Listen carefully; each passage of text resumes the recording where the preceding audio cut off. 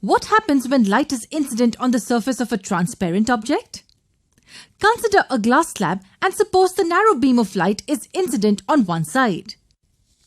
The beam of light partially reflects, partially refracts, and it's even partially absorbed by the object. In the past, we have already discussed laws of reflection. Do you remember those laws? The first one says that the light ray which is incident is reflected in such a way that the angle of incidence and the angle of reflection are equal. And the second one says that the incident ray, the reflected ray, and the normal all lie in the same plane. Just like for reflection, there are some laws for refraction. And what is refraction? Refraction is the change in direction of light as it passes across the boundary separating two media caused by its change in speed. If the refractive medium is optically denser compared to incident medium, then the refracted ray will bend towards the normal.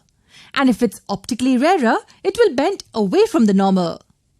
Note that the light is incident obliquely on the surface. When the incident light is perpendicular to the surface, it does not change its direction. There are two laws of refraction. Among them, the first one is same as the second law of reflection. Consider light travelling from some medium 1 to another medium 2, which is optically denser than medium 1. So its speed in medium 2 decreases and it bends towards the normal.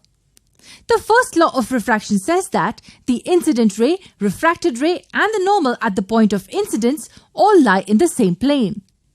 It means that if I were to draw this on a piece of paper, they all will be on the plane of paper and not out of the paper. What about the second law?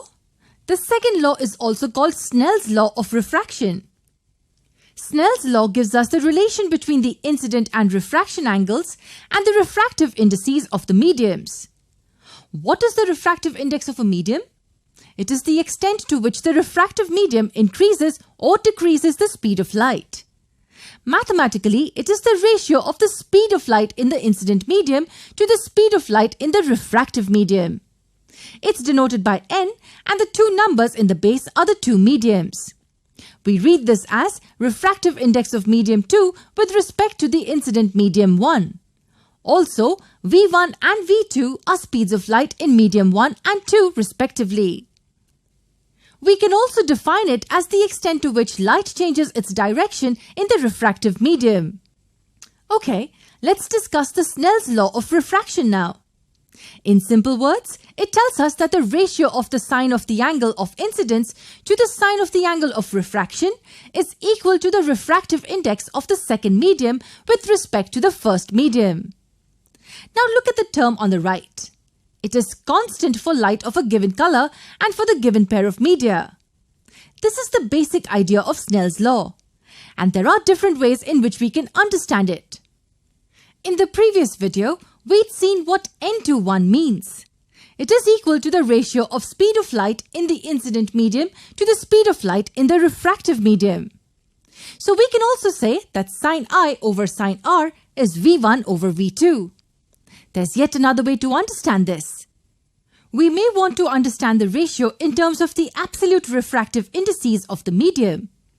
Absolute refractive index, if you remember, is the refractive index of a medium with respect to vacuum.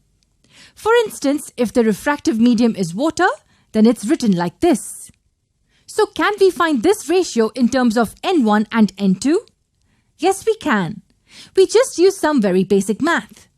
We can write this ratio like this, where C is the speed of light in vacuum. Yes, if you simplify this ratio, we will get V1 over V2. And can you guess what the numerator and the denominator are equal to? That's right. This is nothing but the absolute refractive index of medium 2, and this is the absolute refractive index of medium 1. That was another way of understanding the Snell's law.